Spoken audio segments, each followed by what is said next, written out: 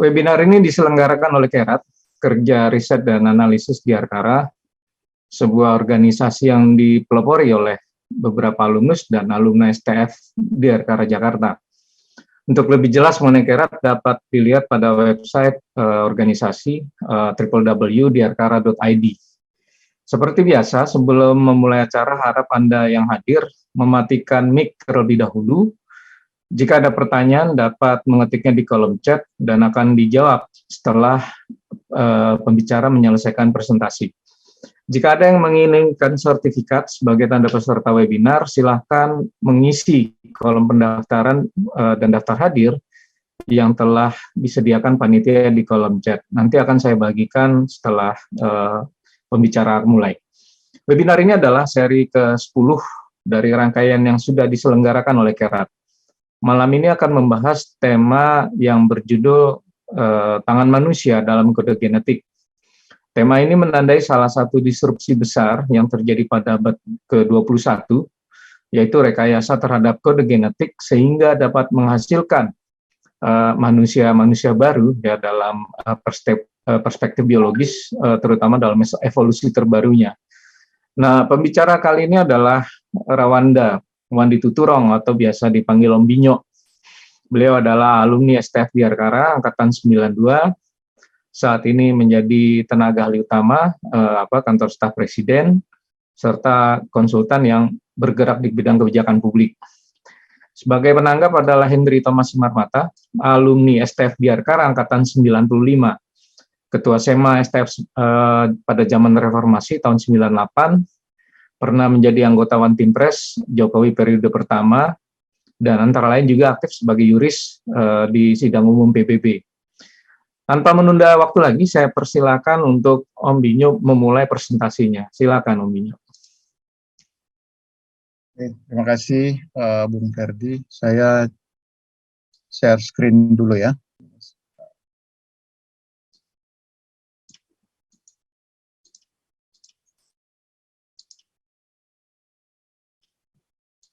Oke, sudah kelihatan ya?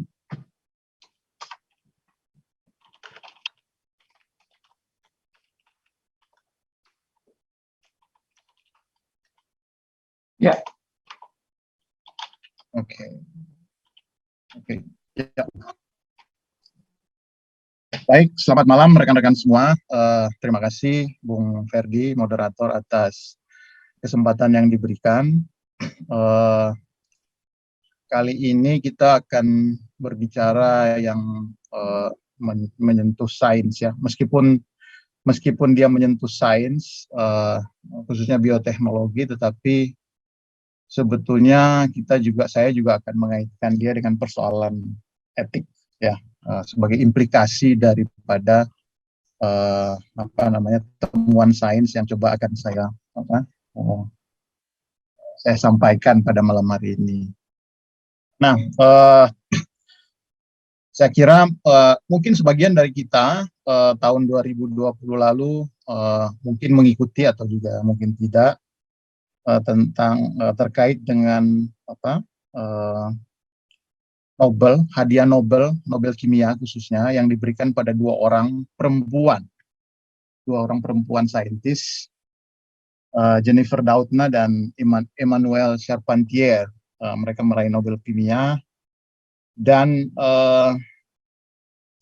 yang menarik adalah pada saat itu langsung ya seorang penulis yang cukup produktif, Walter Isaacson, saya nggak tahu bacanya, Walter Isaacson, langsung menulis perjalanan penemuan dari Jennifer Doudna, perspektifnya Jennifer Doudna waktu itu, dan bukunya Codebreaker itu terbit di bulan Maret 2021. Jadi masih cukup hangat sebetulnya. Keduanya itu meraih Nobel atas penemuan yang disebut dengan CRISPR-Cas9. Itu sebetulnya enzim ya.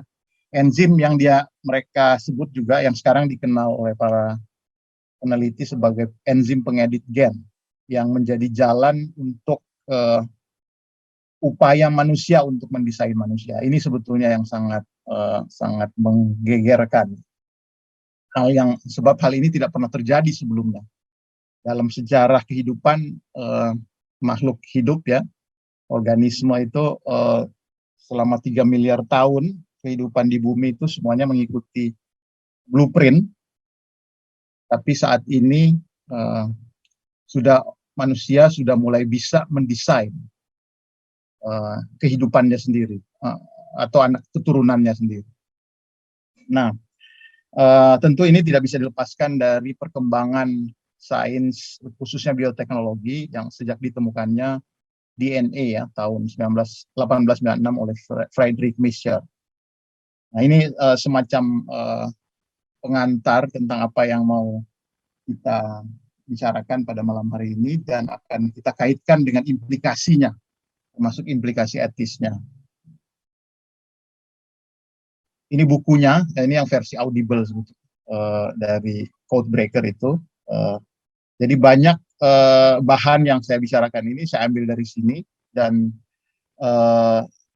kemudian saya menggali sendiri dari berbagai sumber, termasuk berita-berita terakhir tentang penelitian ini gitu. Nah, saya sendiri mendekati topik ini sebetulnya dengan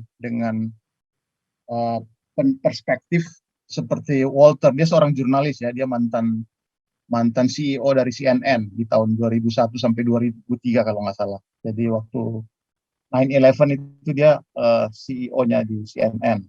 Tapi dia menulis yang sangat produktif, menulis banyak sekali buku biografi, termasuk Leonardo da Vinci juga yang sangat terkenal itu soal Steve Jobs. Nah, saya mendekatinya karena saya juga seorang mantan jurnalis. Sebetulnya saya mau mendekati topik ini lebih kepada seorang, mungkin istilahnya entusias ya, bukan seorang saintis tentu saja karena saya tidak pernah masuk ke laboratorium. Tapi dalam kacamata seorang jurnalis atau mantan jurnalis, ini sebuah topik yang sangat menarik. Nah,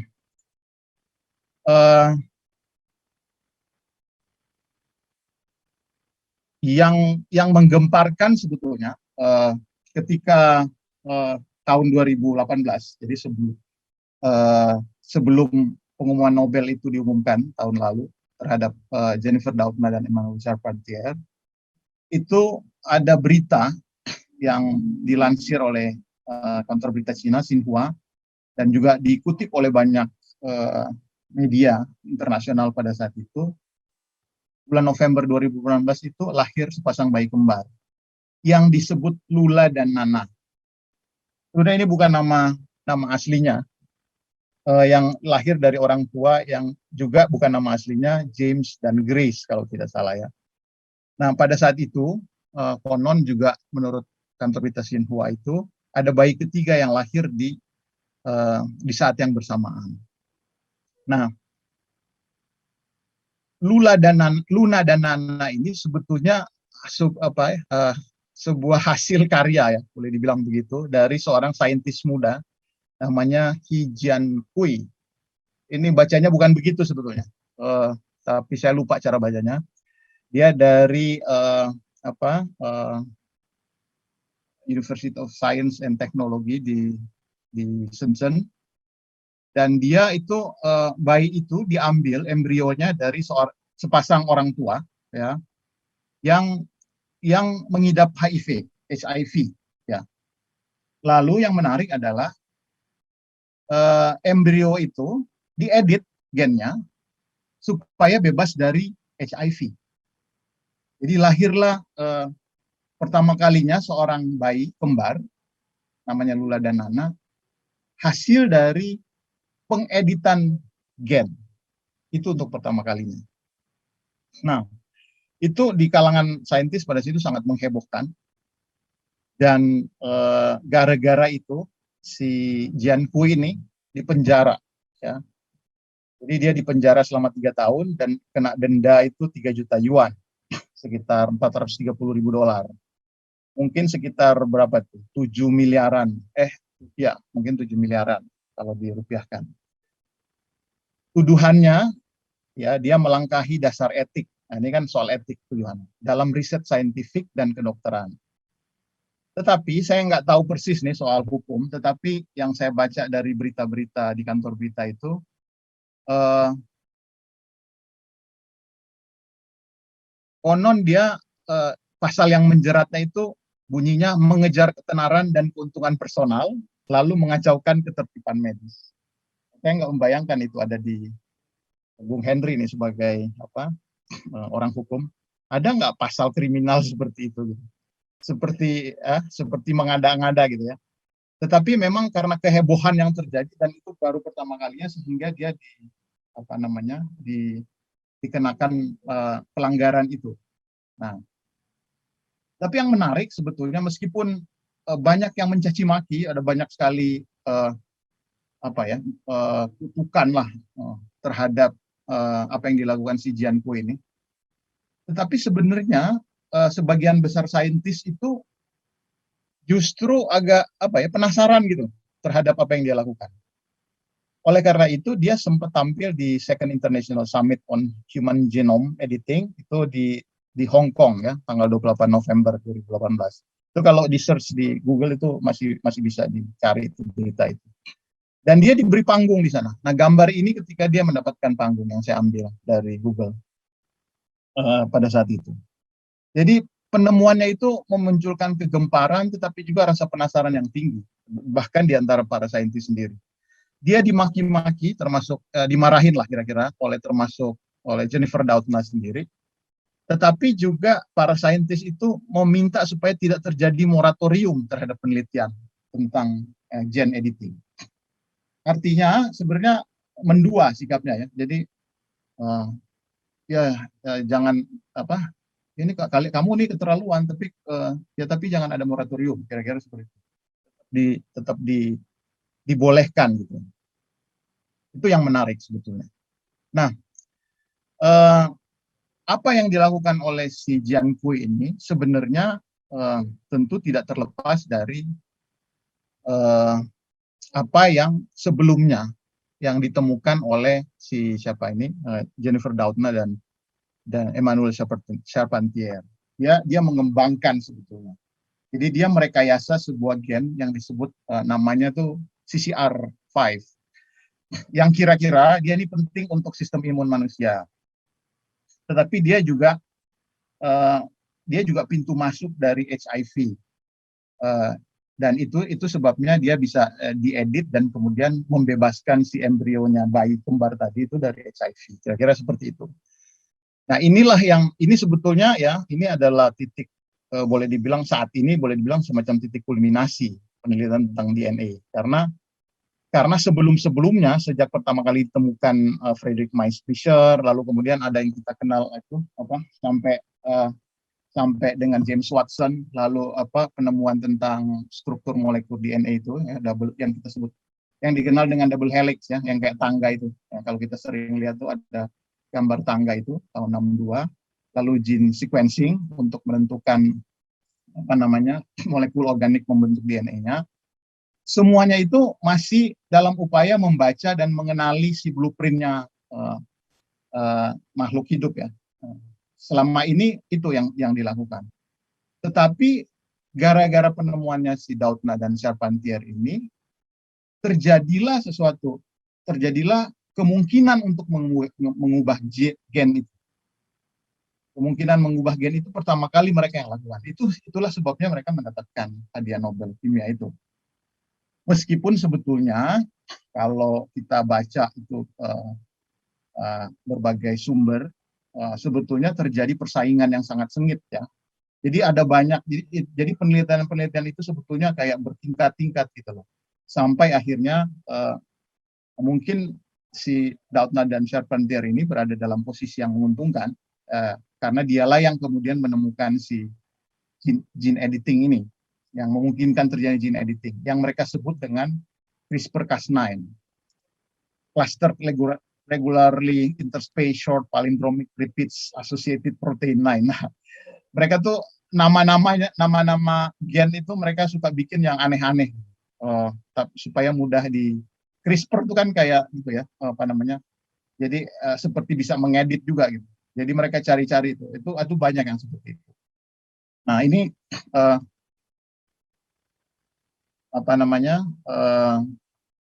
yaitu tadi enzim dari keluarga DNA. Jadi CRISPR ini sebetulnya sesuatu yang selama miliaran tahun itu sudah dimiliki oleh bakteri. Jadi bakteri itu menggunakan ini untuk apa namanya, melawan virus. Jadi ketika virus menyerang, diambil sebagian dari virus itu, diedit sama dia dan dipakailah untuk sebagai pertahanan dirinya, untuk bertahan diri dari virus. Jadi kemampuan mengedit itulah yang ditangkap melalui penelitian-penelitian tentang DNA ini, khususnya oleh si Doudna dan Charpentier. Lalu mereka gunakan itu untuk manusia. Tadinya buat binatang sebenarnya. Tadinya buat binatang, tetapi ada peneliti lain dari Harvard, kalau nggak salah namanya Fang Zheng,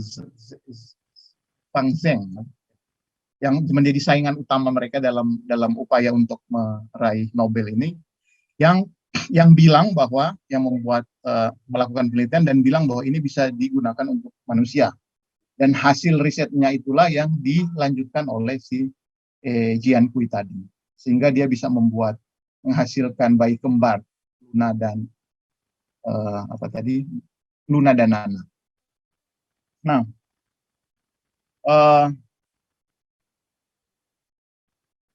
dampaknya, jadi dengan adanya gene editing ini sebetulnya dia membawa banyak sekali implikasi ya. Jadi ada implikasi untuk kesehatan, tetapi ada juga implikasi lain ya, termasuk implikasi etis yang nanti akan kita bicarakan juga. Dengan adanya CRISPR-Cas9, jadi pengeditan gen ini seperti tadi bisa membebaskan embrio bayi itu dari penyakit seperti HIV, tetapi juga sebetulnya terkait dengan pandemi COVID ini, sebetulnya sudah ada varian lain yang namanya Cas13d yang sudah menurut penelitian mereka ya, itu bisa membelah SARS-CoV-2. Jadi yang virusnya COVID itu hingga 90%. Itu dilakukan oleh Stanley Qi dan Patrick Su, asal Cina dan Taiwan, yang dua-duanya tuh pernah bekerja. Sekarang mereka udah punya ini sendiri, lab sendiri, pernah bekerja di laboratorium miliknya Doudna di Berkeley. Nah ini dia namakan itu Pac-Man, prophylactic antiviral CRISPR in human cells. Jadi namanya pun mereka cari-cari. Memang seperti itu ya kebanyakannya. Nah, saya pernah ya saat ini Pac-Man katanya masih dalam tahap pengembangan. Tapi potensi kinerjanya bisa lebih baik daripada vaksin. Jadi kalau vaksin kan kita tahu dia mengambil bagian dari virus, ada yang mengambil itunya yang sudah dimatikan atau RNA-nya, lalu kan disuntikkan kepada kita ke tubuh manusia. Nah, setelah disuntik, harapannya itu dia nanti akan memicu antibodi ya, memicu kekebalan tubuh manusia. Nah, itulah yang sebetulnya virus itu dilawan oleh kekebalan tubuh. Jadi si vaksin itu sebetulnya hanya pemicu kalau dalam pendekatan vaksin ya. Tetapi berbeda dengan CRISPR-Cas9 ini, Pac-Man ini, itu sebetulnya dia tidak begitu. Dia benar-benar melawan, dia benar-benar membelah si virus. Nah, tetapi memang butuh penelitian lama, butuh penelitian lanjutan untuk memastikan bahwa ini memang benar-benar aman. Karena kadang-kadang dia bisa tidak stabil. Saya pernah tanya ini sama Indra Rudiansyah ya, kalau pernah dengar itu namanya, yang peneliti Indonesia yang di AstraZeneca itu sempat muncul di berita. Kebetulan kami pernah rapat bersama sama dia dan saya tanyakan soal ini. Saya bilang, kenapa tidak mengembangkan yang CRISPR-Cas9 ini dalam melawan pandemi? Dia bilang, ya memang itu sudah ada temuannya, tetapi butuh waktu karena kalau tidak stabil itu bisa berbahaya. Dan betul itu juga yang saya baca, dikonfirmasi oleh berbagai bacaan-bacaan yang mengatakan bahwa memang tidak mudah untuk dari sebuah penelitian dan temuan itu untuk menjadi sesuatu yang bisa digunakan secara masif, kira-kira seperti itu. Nah, selain untuk kesehatan tadi ya, gene editing itu pada dasarnya teknologinya, bioteknologi yang sama sebetulnya bisa digunakan juga untuk mendesain manusia. Dan ini pernah digambarkan, kalau ada yang pernah nonton, saya sendiri nggak pernah nonton, saya baru tahu belakangan, ada film judulnya Gattaca atau Gattaca ya, tahun 1997. Yang main tidak terlalu jadi tidak terlalu menjadi film yang laris gitu, yang laku gitu. Tapi pemain-pemainnya cukup terkenal, Ethan Hawke, Uma Thurman, Jude Law gitu ya. Dan di situ sebetulnya apa yang dibayangkan dalam yang sekarang belum dilakukan, human enhancement itu sebetulnya sudah bisa dilakukan dengan adanya CRISPR-Cas9 ini.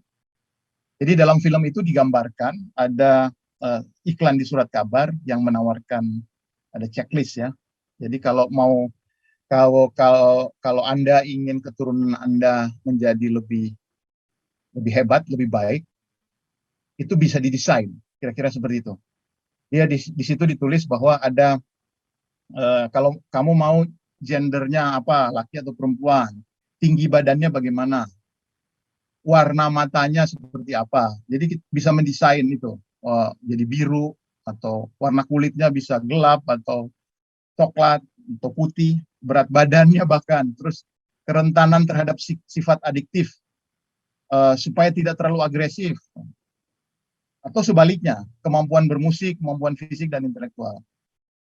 Nah, dengan adanya CRISPR-Cas9 sebetulnya itulah yang mengapa dia menjadi heboh sebetulnya, karena dia tidak hanya dapat digunakan untuk kesehatan, untuk untuk treatment, tetapi juga sebetulnya bisa juga digunakan untuk menciptakan manusia perang, misalnya ya. Jadi itu yang sebetulnya dikhawatirkan. Itu sebabnya ada sebuah paper kalau nggak salah yang dibuat oleh DARPA. DARPA itu yang mempelajari bagaimana temuan-temuan teknologi itu, temuan-temuan terbaru dalam teknologi itu bisa digunakan untuk defense. Nah, itu yang mengkhawatirkan gitu.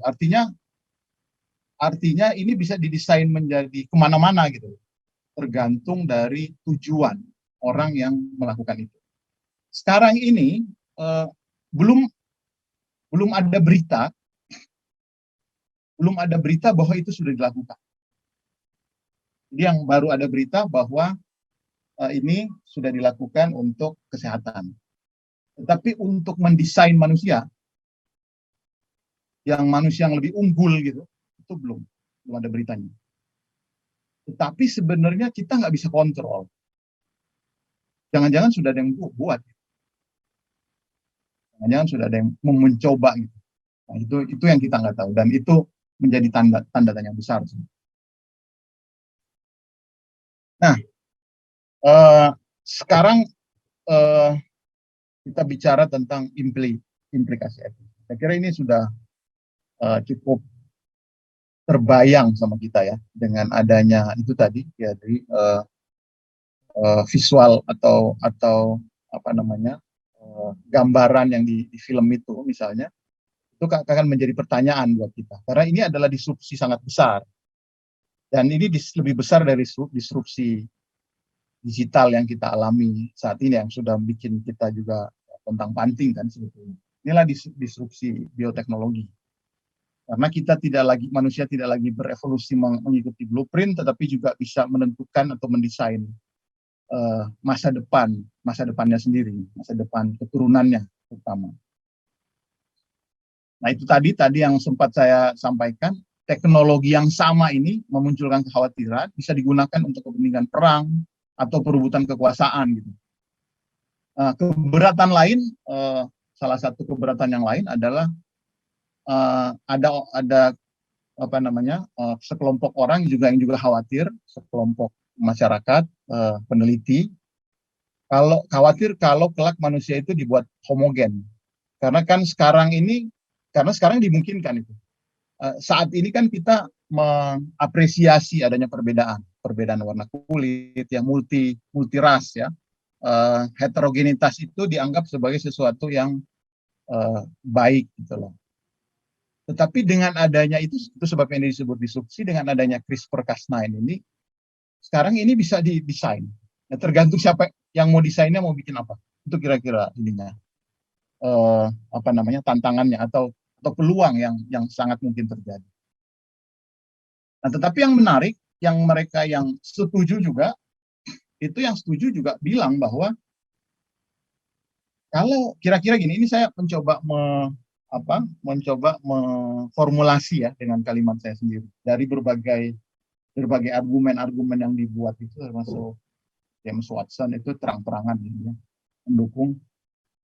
Kira-kira pertanyaannya, kalau evolusi sudah mengantar manusia pada titik yang memungkinkan manusia untuk memperbaiki kualitas hidup generasi penerusnya, keturunannya, supaya lebih sehat dan lebih unggul dalam banyak hal, bukankah merupakan ketidakadilan bagi kemanusiaan jika hal itu tidak direalisasikan? Itu kira-kira argumennya dari yang setuju terhadap pengeditan gen ini untuk menciptakan manusia super, kira-kira seperti itu. Ada yang bahkan yang pakai istilah, daripada kita menyerahkan keturunan kita pada roulette, yang pakai itu tuh roulette ya namanya, pistol itu loh. Dan kita nggak tahu, ada yang lahir cacat, ada yang enggak, ada yang macam-macam gitu kan. Sekarang kita bisa memastikan tidak ada yang cacat, tapi bahkan kita bisa memastikan akan lebih unggul.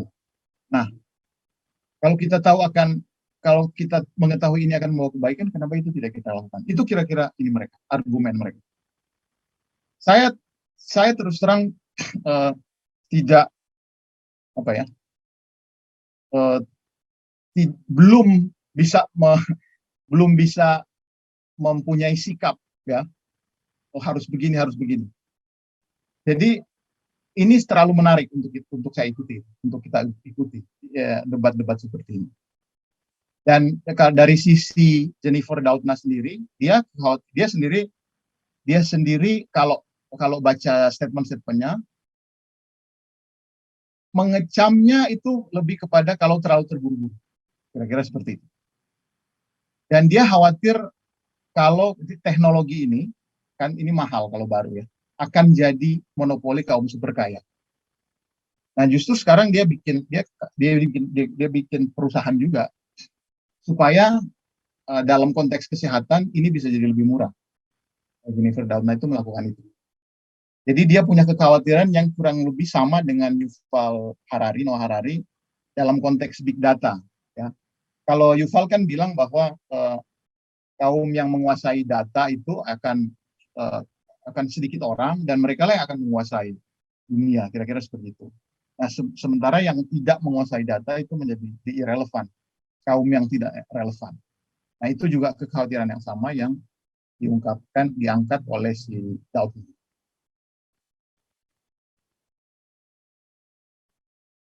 Ini hanya gambaran saja tentang sangat teknis ya, bagaimana CRISPR-Cas9 itu diambil dari Cambridge.org, itu dilakukan.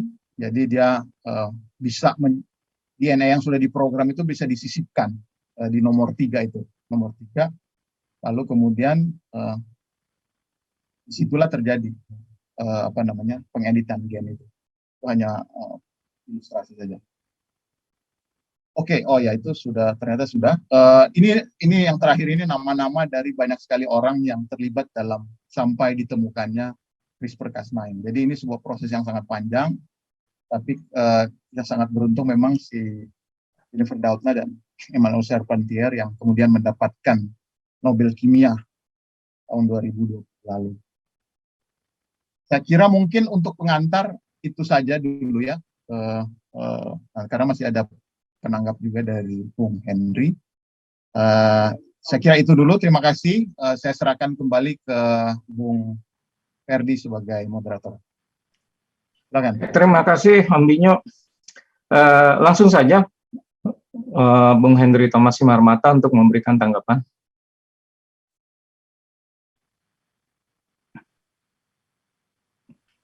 Oke, terima kasih. Sebentar. Tapi saya keluar stop share dulu ya. Ya. Nggak apa-apa. Aduh, oke. Oh, sudah ya. Ya, ada beberapa hal yang menurut saya tetap penting untuk dikaji, baik dalam konteks filsafat maupun dalam konteks sains. Ini kan baru-baru ini sedang diramaikan antara filsafat versus sains, dan ada beberapa kajian mengenai bioethics yang menarik juga untuk dibaca-baca. Misalnya Amy Goodman itu banyak, lalu juga Martha Minow, mantan dekan di Harvard Law, itu juga banyak memberikan sisi apa istilahnya, implikasi besar dari sains, katakanlah. Ada dua berarti, ada si sainsnya sendiri maupun implikasinya. Nah, mungkin ada beberapa hal yang sebetulnya juga dekat dengan saya. Kebetulan salah satu saudara saya itu in vitro ya, anaknya itu dari in vitro. Jadi saya mengalami secara dekat ya, artinya proses dan suasana itu. Jadi ada saudara yang dia sekian tahun tidak mempunyai anak, lalu ada dokter yang kondang itu yang juga menjadi dokternya beberapa artis itu. Akhirnya saudara saya itu 10 tahun kemudian mempunyai anak. Jadi dengan proses itu, jadi nggak sekali jadi ya, artinya in vitro itu kan beberapa kali. Dan itu juga sebetulnya prinsip dari sains, jadi nggak pernah sekali jadi. Nah, dari pengalaman itu saya mempunyai beberapa hal yang tadi dibahas oleh Binyo mengenai kontribusi sains terhadap kemanusiaan. Artinya kita ngomong sainsnya dulu, itu pasti ada kontribusinya.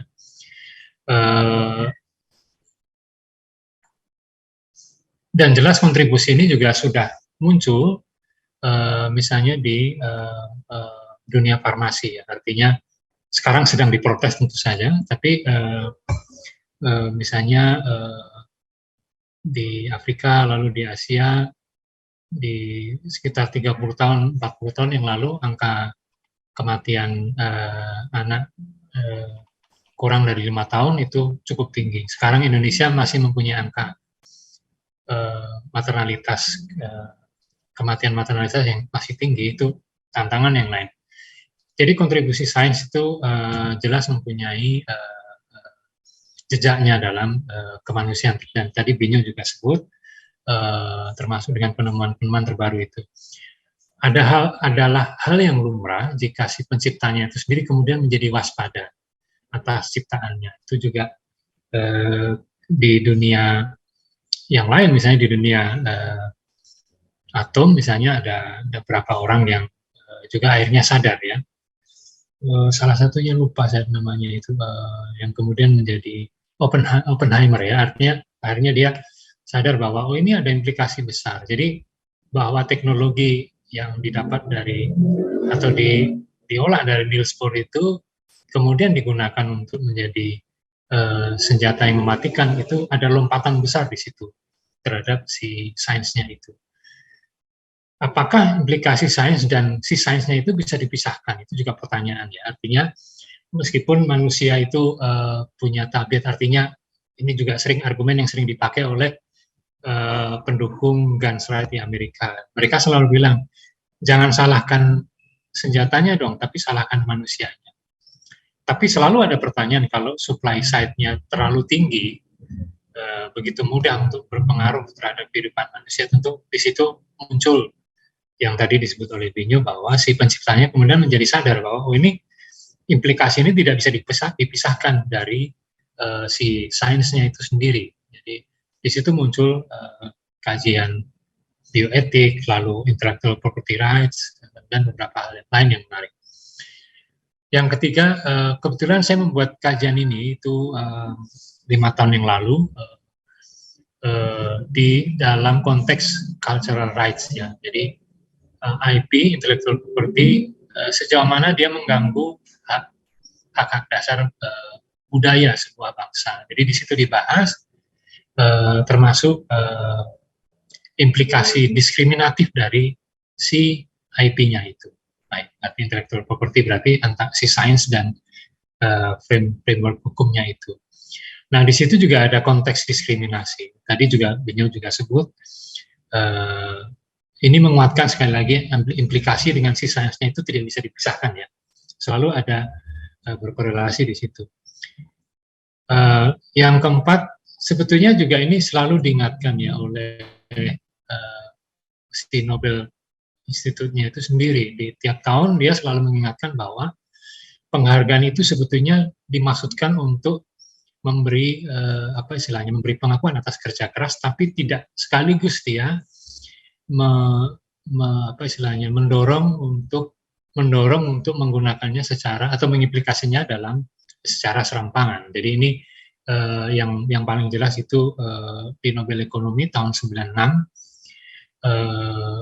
Robert Myerson kalau nggak salah, yang sebetulnya dia diakui karena Nobel Institute mengakui bahwa ini ada ilmu baru dalam ekonomi, tapi ternyata implikasinya besar terhadap studi mengenai derivatif. Akhirnya tahun 97 Amartya Sen yang mendapat penghargaan, seperti mengkoreksi yang sebelumnya. Dan mungkin saya juga menduga tahun depan mungkin akan ada kurang lebih situasi yang sama. Jadi Nobel Institute sepertinya mau mengingatkan bahwa tidak bisa dianggap bahwa teknologi itu atau sains itu free reign, punya free reign gitu ya. Jadi bisa kesana kemari secara sekenanya.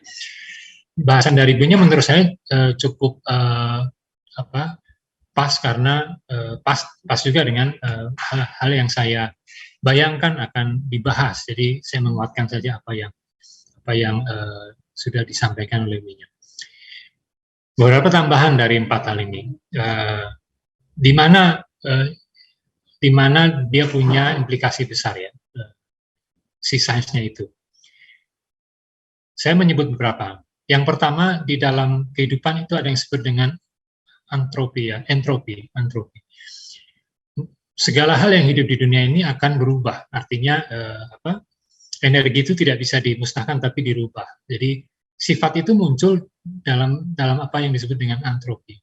Pertanyaannya selalu apakah si teknologi ini hendak melawan si entropi ini. Dan ketika melawan entropi ini, mana yang dirugikan? Ya, jadi tidak bisa dia nir korban. Segala upaya melawan entropi itu tidak bisa nir korban. Selalu ada korban di dalam ini ya, di dalam sejarahnya gitu ya.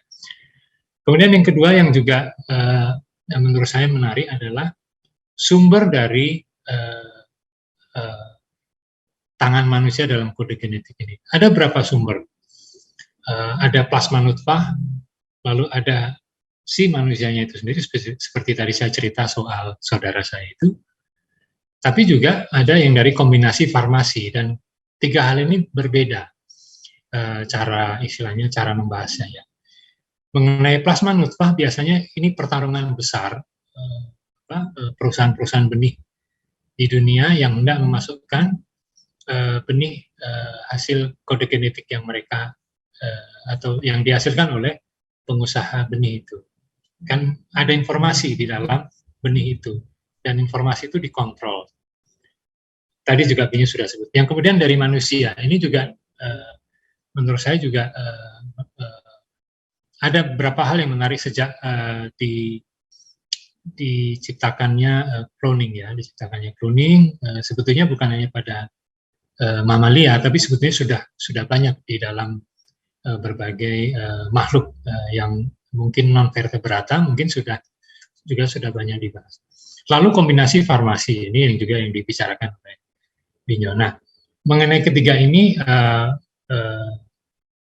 hal yang paling dirasakan atau dikaji sebagai hal besar adalah soal kontrol. Sebagaimana ini juga berlaku di dunia ICT, informasi itu ternyata punya pengontrol. Nah, tadi juga Binyo menyebut bahwa sebetulnya kontrol ini ada pada siapa. Lalu si penerima teknologi itu, katakanlah manusia Indonesia, gitu ya, seberapa banyak dia menukarkan dirinya sendiri untuk informasi itu? Apakah setara yang dipertukarkan? Ini juga sempat dibahas oleh Financial Times yang juga mempertanyakan AI, Artificial Intelligence, bukan pada teknologi itu, tapi seberapa jauh si manusia itu menukarkan dirinya demi informasi yang dia dapat. Jadi itu ada hal yang memang muncul sebagai pertanyaan besar. Alhasil dari bahasan Binyo ini sepenuhnya saya setuju yang dipaparkan oleh Binyo, dan persis di situ yang memang menjadi halnya ya. Dan mungkin bagi saya tidak harus tegas memisahkan antara sains dan implikasinya. Jadi dua hal itu nyambung gitu. Jadi bukan hanya, jadi saya selalu mengulang bahwa peristiwa problem gun di Amerika itu bukan hanya soal problem manusia, tapi juga soal oversupply dari si senjatanya itu. Dan ini berlaku juga untuk sains yang kita bicarakan ini. Kalau oversupply atau mungkin punya model kontrol yang sangat tidak balance, tentu ini akan menciptakan relasi kuasa yang diskriminatif, bahkan eksploitatif. Ya. Oke, terima kasih. Ini dari saya. Terima kasih atas materi yang sudah disampaikan nantinya. Terima kasih. Baik, terima kasih Bung Hendri atas tanggapan yang diberikan. Saya sebelum menuju kepada pertanyaan-pertanyaan yang nanti mungkin datang dari peserta, ada beberapa hal yang ingin saya simpulkan terlebih dahulu. Bahwa pertama, rekayasa genetika itu adalah impian manusia yang sudah muncul sejak abad lalu. Kalau tadi misalnya ada pengandaian lewat film Gattaca tahun 97, kebetulan saya nonton. Ada juga film Conrad tahun 85, jadi tentang anak yang memang hasil pabrikan dan dikirim lewat modul, tetapi dalam film itu dinyatakan ternyata salah kirim. Nah, jadi itu sudah sejak abad lalu ya. Mengedit genetika tidak lagi hanya pada enzim CRISPR-Cas9, tetapi juga sudah tahap pada penciptaan kehidupan itu sendiri. Lewat tadi yang Binyo sebut adalah CCR5. Kemudian yang ketiga adalah merumuskan kembali etika di dalam kedokteran dan bioteknologi, itu khususnya dalam editing terhadap genom manusia. Nah, muncul di sini ternyata ada kontroversi sikap antara mencela dan memperbolehkan tadi ya, memberi peluang terhadap bioteknologi dalam editing genom dibandingkan misalnya dengan vaksin dalam COVID-19 kelak, meskipun ada resiko-resiko tidak stabil. Nah, dari perbincangan yang sudah tadi dipaparkan oleh pembicara dan juga penanggap, itu juga ternyata memunculkan yang disebut dengan problem etis, bahwa ada diskriminasi sebagai efek pengembangan genom, baik secara sosial maupun politik. Jadi kalau tadi saya tangkap dari Hendry Thomas adalah kontrolnya ada di siapa sebenarnya? Apakah ada kesetaraan juga di dalam penerimaan? Nah, tetapi di sini ada masukan dari peserta juga kepada saya langsung sebagai moderator, bahwa ada kritik yang disampaikan di sini bahwa bioteknologi ini sebenarnya kan sudah lama berlangsung. Tapi kenapa kita baru terkejut ketika hal ini menyentuh manusia? Kalau di tumbuhan atau di hewan mungkin kita akan lebih bisa menerima dan bersorak. Karena misalnya tadi seperti Bung Hendry bilang, bibit hibridda itu sudah mengalami rekayasa genetik sebagai dan menjadi pilihan dalam industri. Meski kita tidak pernah tahu implikasi rekayasa itu apakah bisa menjadi ajab atau mungkin malah mempengaruhi hal yang lain. Nah, mungkin ini menjadi pancingan juga buat pembicara kira-kira untuk bisa dapat dikomentari sebelum ada pertanyaan-pertanyaan yang lain yang muncul. Silahkan Bung Binyo. Ya, saya kira memang betul bahwa rekayasa genetika memang kalau di pertanian ya kita tahu itu sudah persilangan-persilangan itu kan sudah terjadi. Tetapi saya setuju bahwa memang ketika dia menyentuh manusia, lalu kemudian dia menjadi heboh lah kira-kira seperti itu kan. Jadi heboh karena sudah dianalisa lah ke sana kemari dan itu juga valid ya analisa-analisanya, kekhawatiran-kekhawatiran itu juga itu sangat benar, baik. Maksudnya sangat bisa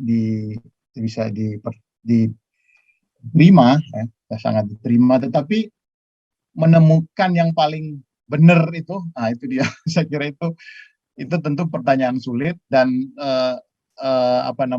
dengan masing-masing orang karena sampai sekarang kedua kubu ini masih keras dan itu orang-orang ternama semua yang setuju untuk berlanjut dan yang tidak setuju. Tetapi pada dasarnya sebetulnya ya kalau yang saya coba baca gitu, pada dasarnya semuanya tuh tidak bisa bilang apa-apa juga gitu kalau itu terjadi. Karena ini kayak point of no return. Jadi udah berkembangnya seperti itu. Tinggal kitanya tuh mau apa gitu. Jadi ini mirip juga yang terjadi dalam dunia AI ya. Kalau di siapa Max Tegmark yang dari MIT itu kan menulis buku Life 3.0 dan bagus sekali dia membahas kemungkinan dari AI itu sampai cyborg itu. Bahkan kemudian si artificial intelligence ini jadi bersatu dengan si cyborg dan kemudian bisa memusnahkan manusia, kemungkinan itu juga dia bicarakan. Dia bilang itu bisa saja terjadi. Nah, sehingga dia orang yang tidak apa istilahnya, dia percaya bahwa manusia harus mengambil peran di sini, harus mengambil pilihan etis. Dia seorang saintis, Max Tegmark. Dia mengambil pilihan etis dan menurut dia harus dicegah artificial intelligence itu berkembang menjadi liar dan kemudian akan memusnahkan manusia. Nah, dia mendirikan yayasan, saya lupa namanya, dan disupport sama siapa itu? Tesla itu.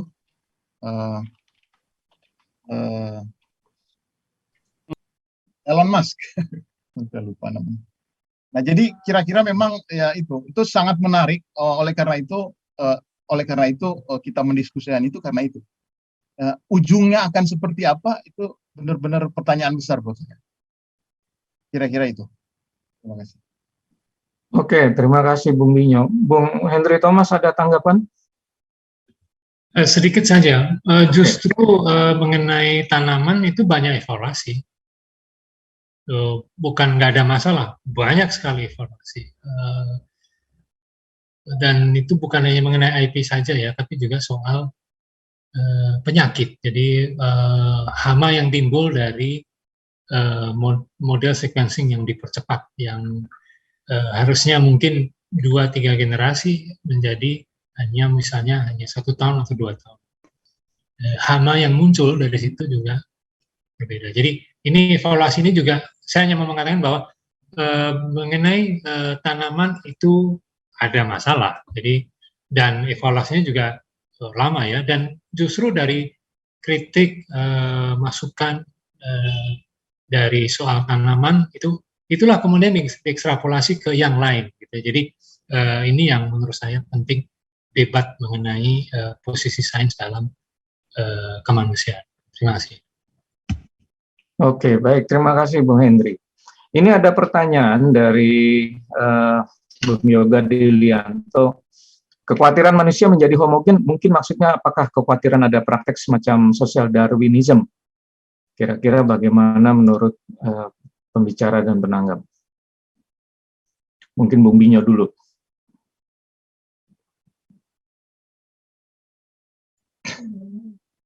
Saya hanya menangkap sebetulnya apa yang muncul di dalam perdebatan tentang Jadi, tapi saya tidak membaca lebih dalam lagi apa yang dimaksudkan itu.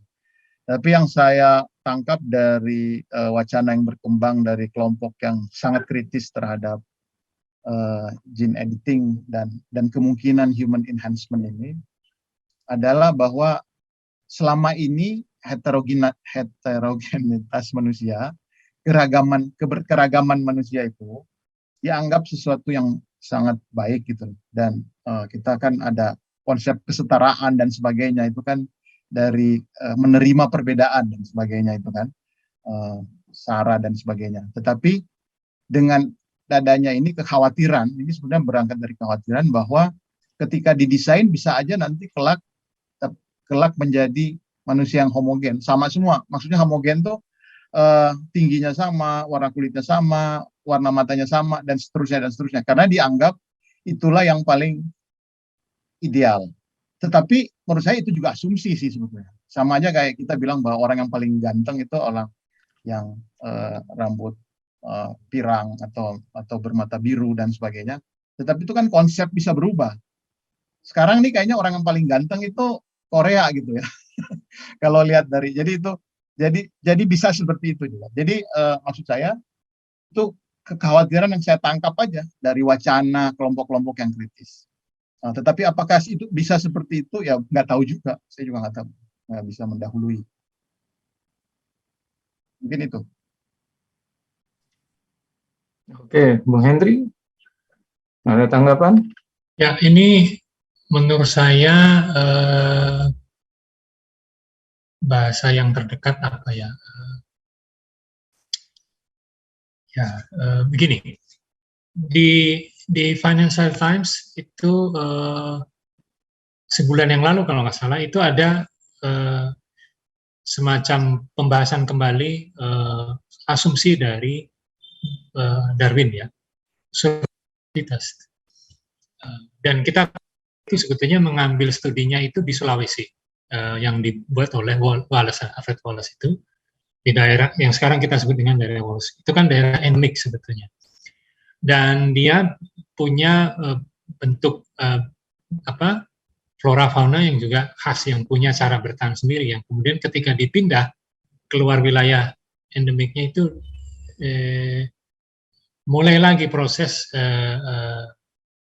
yang kita sebut dengan adaptasi itu. Jadi si penulis kalau nggak salah di Financial Times seperti mau menggugat istilah survival of the fittest. Padahal di dalam studi Alfred Wallace itu arti adaptasi. Jadi bahasa yang dia pakai itu adalah adaptasi, dan itu nanti selalu muncul dalam sains ya. Jadi saya tidak begitu yakin bahwa penyeragaman itu mungkin.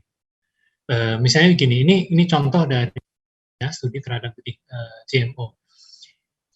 Kenapa muncul gugatan terhadap GMO? Karena dia membawa perubahan terhadap ekosistem yang sebetulnya bukan ekosistem asli dia. Dan benih itu sendiri memunculkan karakter yang berbeda dari satu wilayah dengan wilayah yang lain, terutama mengenai tanah, lalu kelembaban dan sebagainya. Studi itu cukup banyak dipakai, meskipun tidak sampai negara-negara Eropa misalnya melarang ya. Jadi mereka mengatakan tidak melarang, bahwa dua sistem genetis antara sistem genetis tradisional dengan sistem genetis IP yang berbasis IP itu harus bisa hidup berdampingan. Itu bahasa yang dipakai. Tapi sebetulnya pun itu juga mengakui bahwa chaos teori yang muncul dari benih bikinan ini juga ada. Intended-nya itu tidak sesuai di lapangan. Munculnya bisa berbeda. Itu kenapa benih tradisional itu secara argumen lebih kuat, karena dia lama. Dia sudah mengalami mutasi berkali-kali dan dalam waktu yang lama, dan itu tidak bisa dibandingkan misalnya mutasi yang diindus gitu 2-3 tahun, itu berbeda. Dan itu studi itu kan sudah sampai pada evaluasi mengenai itu ya. Nah, tapi sekarang pertanyaannya begini kan, tidak ada larangan terhadap itu. Tadi juga Binyam menyampaikan, tidak ada larangan. Yang harus ditumbuhkan adalah kritik dan kajian terhadap dua sistem itu, antara yang sistem tradisional dengan sistem yang berbasis IP tadi, karena ada bukan hanya soal kontrol, tapi dampak kaosnya itu pasti ada. Kan tergantung manusianya seberapa jauh dia bisa mengontrol dari si dampaknya itu. Terima kasih. Oke, Bung Hendri. Ini lanjut ya, ada pertanyaan yang tadi belum sempat, tapi kebetulan juga pas dengan yang baru saja diterangkan, bahwa kalau misalnya rekayasa genetika ini jika mampu diakomodasi oleh semua orang, apakah rekayasa genetika ini kelak akan menjadi sesuatu yang wajar dan bisa diterima? Kira-kira demikian. Bagaimana menanggapi itu?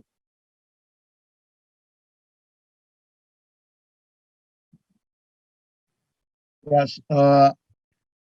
sebetulnya ya kalau kalau Doudna itu dia lebih pada dia sikap seorang saintis, betul ya. Jadi dia punya kekhawatirannya yang tadi seperti dibilang Bu Henry juga, terlalu cepat, terlalu optimistik gitu, itu juga berbahaya karena ini masih terlalu dini gitu.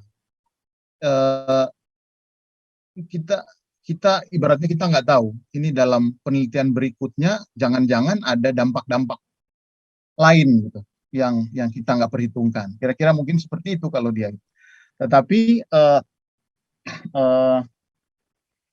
dia terbuka sebetulnya, terbuka pada ini apa ya kalau yang kesehatan kira-kira kebanyakan orang, kalau saya lihat kebanyakan cenderung setuju ya, kebanyakannya gitu ya. Tetapi itu juga harus hati-hati betul gitu, harus hati. Kita nggak tahu setelah dampaknya setelah lama apa, jangan-jangan setelah kan harus dilihat juga si bayi yang tadi itu, bayi yang kembar itu harus diobservasi terus kan dia.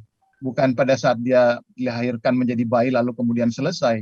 Ini harus terus diobservasi dan apapun mereka itu berbasis data yang mereka temukan.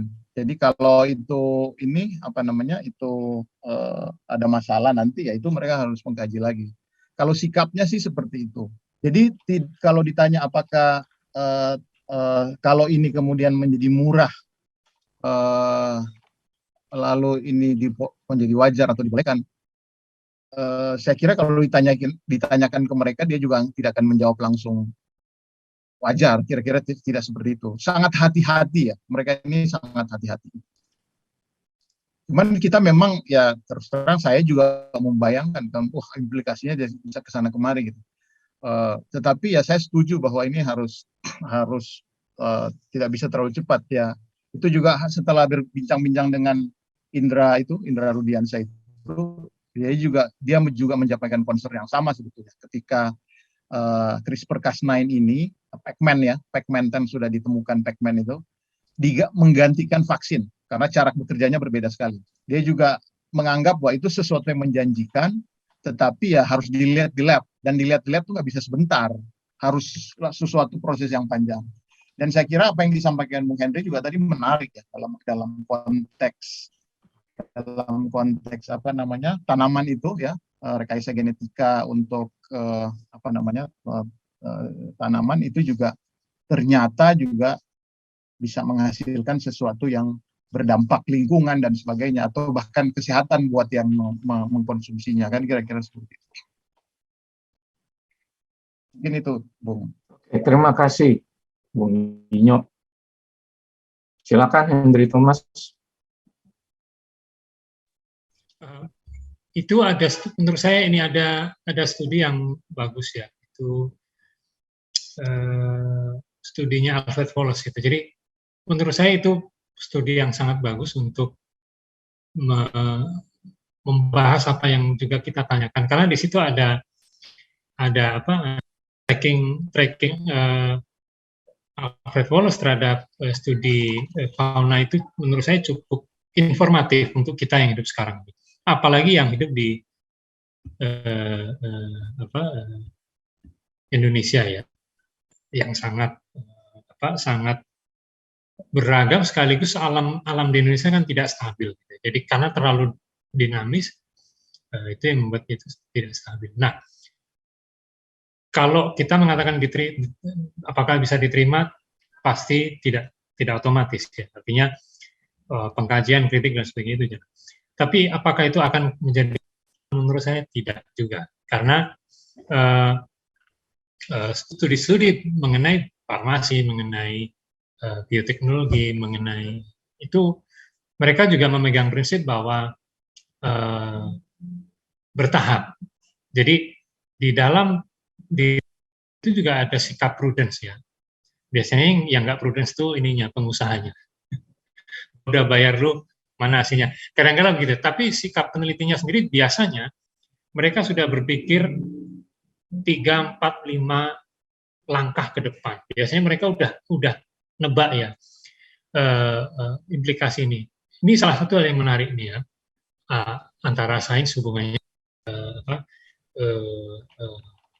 kehidupan. Dan ini pengalaman pribadi, jadi mungkin ya, bisa berbeda. Saya berapa kali ke Jenewa, jadi saya akan melihat roti yang mereka makan. Oke. Itu ada yang gandum putih, ada yang gandum hitam. Nah, beberapa teman saya mengatakan ini, Han, jangan makan yang itu, gitu, tapi makan yang ini. Lalu dia menjelaskan kenapa begitu. Salah satu alasan yang muncul adalah itu tadi,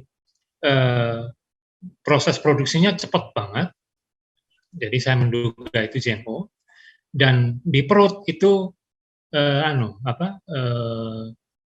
bermasalah. Mungkin untuk umur-umur tertentu tidak, tapi semakin tinggi umur itu semakin bermasalah. Nah, saya ngetes ya, saya juga ngetes. Jadi di sana hidup sebulan sebetulnya nggak bisa dijadikan ukuran, oke lah. Tapi saya sendiri mencoba ya, artinya apa benar begitu. Kemauan untuk ngetes itu penting. Juga untuk makanan yang ada di Indonesia ya, panganan yang ada di Indonesia. Itu hal yang juga menurut saya patut untuk dites antara yang GMO dengan yang tidak. Jadi kita belum sampai pada pertanyaan mengenai kelaziman sebetulnya, tapi bagaimana secara berkala tes itu dilakukan. Kita mau melakukan tes itu, apakah secara kelompok atau secara negara ya, bahwa itu harus dites. Karena kalau tidak, prudence-nya tadi hilang. Jadi karakter penting dari sains yaitu prudence itu menjadi hilang justru karena nggak ada yang mengkritik, tidak ada yang memframing gitu ya. Lagi-lagi kalau kita bicara soal pengusaha sains, bukan si saintisnya sendiri, tapi pengusaha sains, mereka punya bargaining yang besar untuk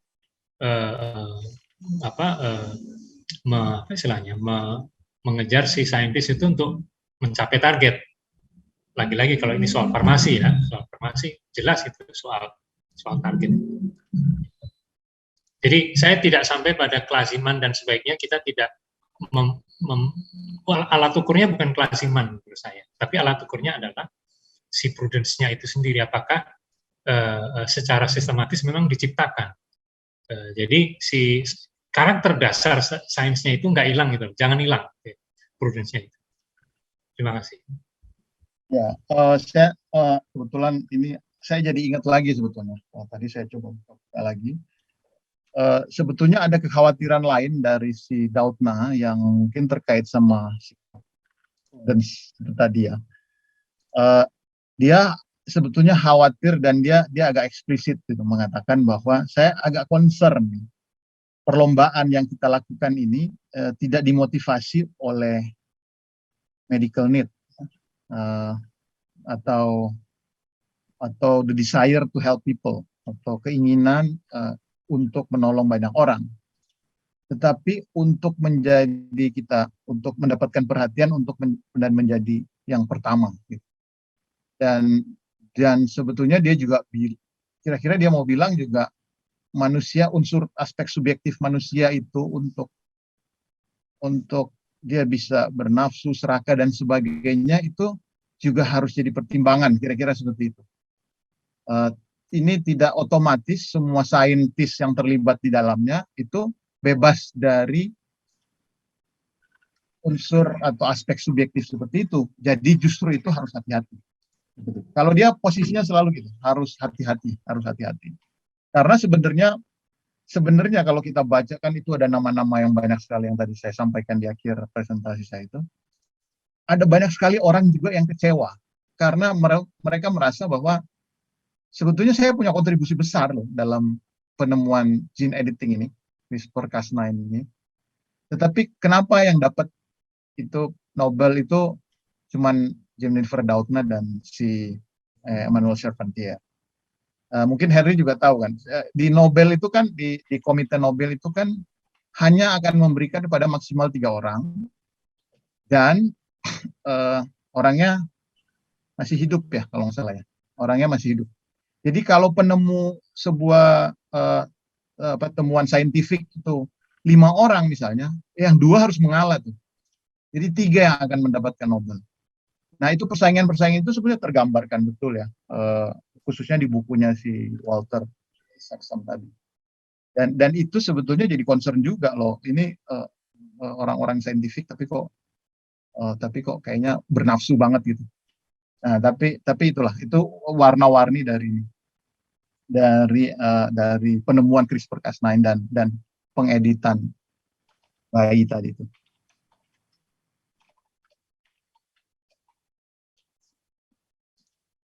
Ada soal GMO tuh.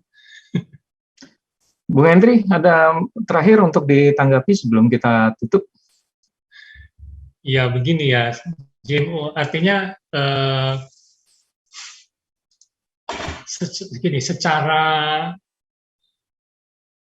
2000 tahun berapa ya, 2014 kalau nggak salah, 2015 waktu itu saya di UN, kebetulan salah satu subjek itu waktu itu adalah soal agroekologi gitu ya. Yang menarik bahwa salah satu negara dia menjadi wakil Uni Eropa yang dia harus bicara mengenai GMO, bahwa dia membela GMO sebagai sistem yang sah. Sebetulnya nggak usah diomongin pun, sebetulnya sistem yang sah gitu ya, bahwa cuma dia tidak boleh menyingkirkan sistem tradisional. Sebetulnya saya berharap bisa attach tadi ya, itu di situ ada salah satunya. Nah, salah satu problem GMO terbesar itu adalah bukannya soal informasi. Jadi kalau sekarang jagung ya, itu taruhan teman-teman yang tahu ngebedain jagung lokal sama hibrida, no? Coba tes sekarang. Nah, itu juga problem bahwa dampak terhadap alam dan terhadap si petaninya itu juga besar, karena akhirnya dia kehilangan kontrol terhadap tanamannya itu sendiri. Dan biasanya GMO juga dia punya umur.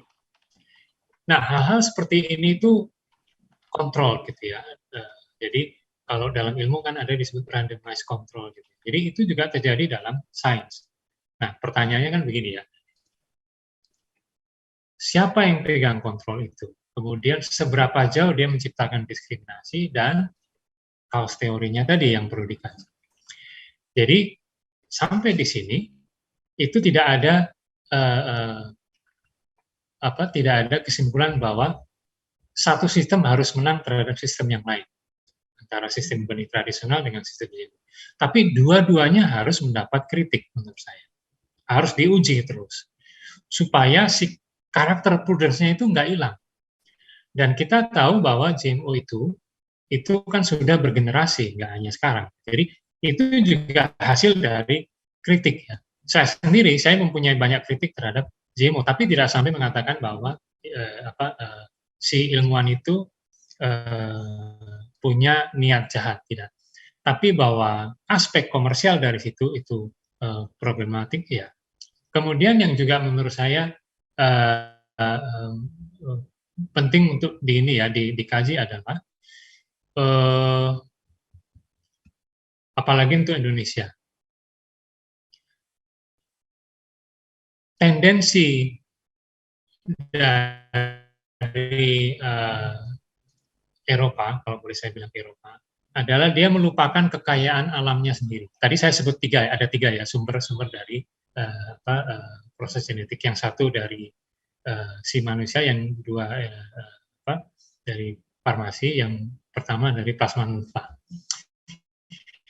Di Indonesia itu plasma nutfah itu terus mengalami evolusi, dan itu sebetulnya merupakan kontribusi besar terhadap dunia.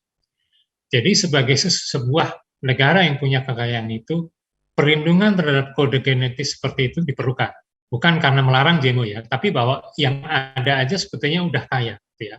Jadi itu yang menurut saya juga membutuhkan sains. Lalu yang juga, tadi saya sebut sebuah negara ya. Jadi negara itu mewakili Uni Eropa. Lalu dia berbicara di sidang, kok ya hari sebelumnya si parlemen dari negara itu mengatakan mereka membatasi GMO. Akhirnya dioper waktu itu juru bicara Uni Eropa dioper ke negara yang lain. Jadi politik dalam demokrasi itu juga menurut saya penting untuk membahas ya, artinya mengkaji secara kritis dan keras terhadap pilihan-pilihan teknologi. Ini sebetulnya salah satu bukti bahwa teknologi itu juga masuk dalam demokrasi. Jadi konteks demokrasinya itu ada, gitu. Nggak bisa lepas. Nah, itu yang menurut saya penting. Jadi bukan hanya hasil teknologi itu menghasilkan apa, tapi dia tengah jalan menciptakan apa, mengontrol apa, itu yang ya, bagian dari pertanyaan sains itu sendiri. Ya. Jadi seperti disampaikan oleh beliau bahwa karakter prudence lalu sumbangannya terhadap kemanusiaan itu apakah komersial atau misalnya kuratif gitu ya. Itu juga ya yang selalu muncul gitu ya, apalagi kalau kita berbicara kita sebagai komunitas filsafat, itu bagian dari hal yang ditanyakan. Terima kasih. Jawaban atau pendapat yang diberikan oleh Bung Hendry Thomas tadi setidaknya cukup diharapkan memadai untuk pertanyaan yang diajukan oleh Bung Yoga ya, tadi menyangkut genetic modified organism. Nah, ada satu pertanyaan lagi, ini dari Fulgen, tentang di luar masalah etika, apakah ada jaminan bahwa rekayasa genetika ini berjalan lancar?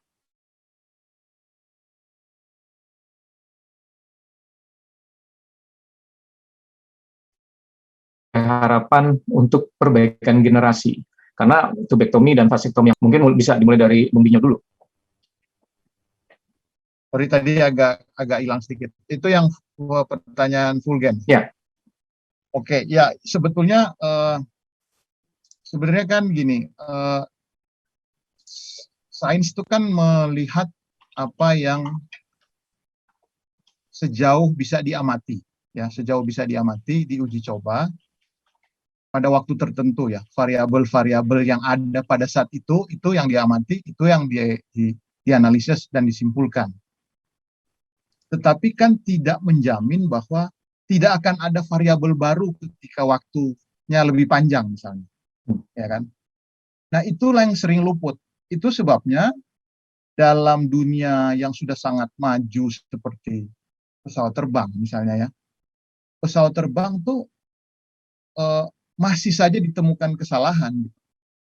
Jadi ketika misalnya tahun 80-an ya, ketika pertama kali dikenal istilah apa itu, fatigue ya. Jadi pesawat itu kalau sudah terlalu lama terbang, dia rentan gitu bagian-bagian tertentunya sehingga dia bisa menimbulkan kecelakaan. Yang dulu pada waktu sebelum sekian lama itu terjadi, itu tidak diketahui ada variabel itu, tidak diketahui. Jadi kan para teknolog ini bekerja mengevaluasi terus kesalahannya untuk memperbaiki. Tetapi apakah kita bisa bilang bahwa setelah sekian lama maka tidak akan ada lagi kesalahan? Nggak bisa juga bilang begitu, saya kira. Pasti akan ada kesalahan lagi. Kemungkinan bisa terjadi kesalahan lagi. Karena kan kita tidak bisa mengabsolutkan ruang lingkup, ruang waktu tertentu ketika penelitian itu dilakukan, lalu kita menyimpulkan, kita mau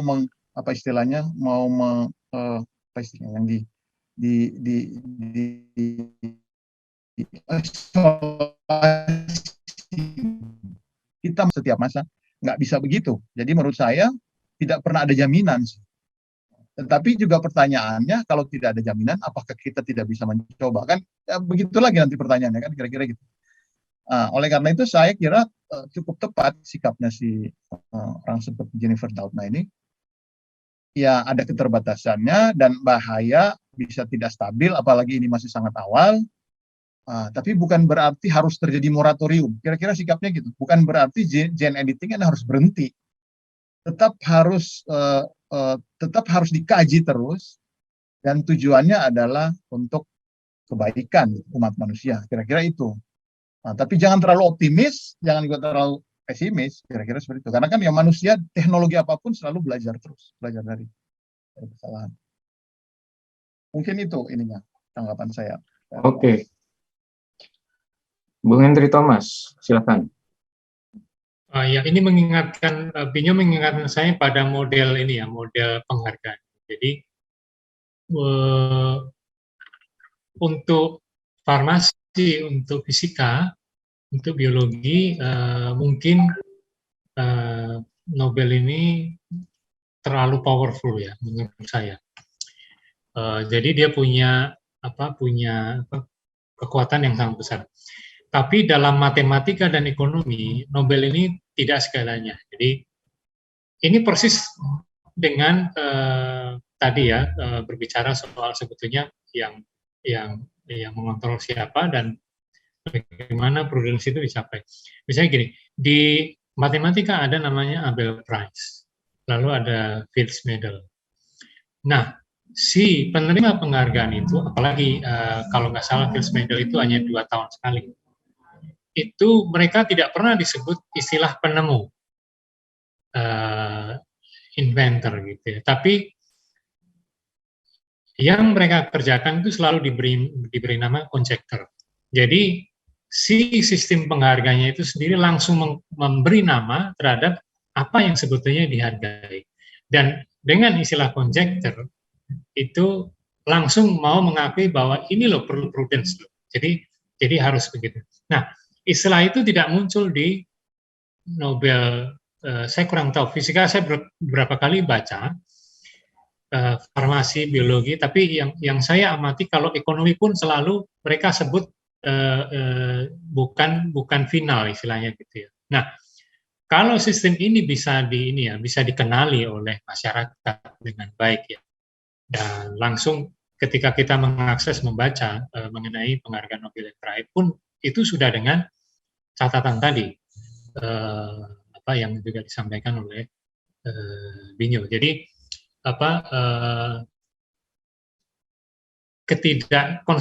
ketidakstabilan sebuah temuan sebetulnya itu kan sudah galib ya, jadi sudah normal sebetulnya. Kalau setiap kali ditemukan itu dia butuh waktu untuk stabil. Misalnya di fisika, saya lupa namanya, kalau gelombang cahaya itu kan dia butuh waktu ya untuk bisa gini, dia butuh waktu. Nah, sekuensi itulah yang dibutuhkan sains untuk mencapai kestabilan, termasuk soal kode genetik tadi. Sebelum stabil, sebelum dia bertemu dengan yang lain, apa? Kita memberi nama apa? Si pemerintah, si komunitas sains itu harus memberi nama itu. Kalau di matematika, komunitas matematika mereka memberi nama itu conjecture. Itu kira-kira. Jadi ini menciptakan tadi itu ya, atmosfer untuk mengisi, mengkritik, bahkan mengangkat kembali, tidak menyetop ya, mengangkat kembali. Itu memang tugas dari si sains itu. Terima kasih. Oke. Baik, rekan-rekan semua, apakah masih ada pertanyaan? Jika ada, bisa langsung resen atau di kolom chat. Jika tidak ada, diskusi ini akan saya tutup. Dan saya mengingatkan kepada Anda semua untuk bersedia mengisi form yang sudah disediakan jika menginginkan adanya sertifikat. Untuk acara selanjutnya, Kerat akan tetap mengadakan diskusi webinar pada waktu dan jam yang sama, yaitu setiap hari Jumat jam 8. Dan kemungkinan untuk minggu depan adalah sesi webinar terakhir pada tahun 2021 ini, sebelum kita nanti masuk pada agenda berikutnya yang jauh lebih panjang di tahun 2022. Baik, kalau tidak ada, saya tutup dan berhubung waktunya sudah usai. Terima kasih pada Bapak, Ibu, rekan-rekan yang telah hadir. Sampai jumpa pada pertemuan berikutnya. Terima kasih dan salam.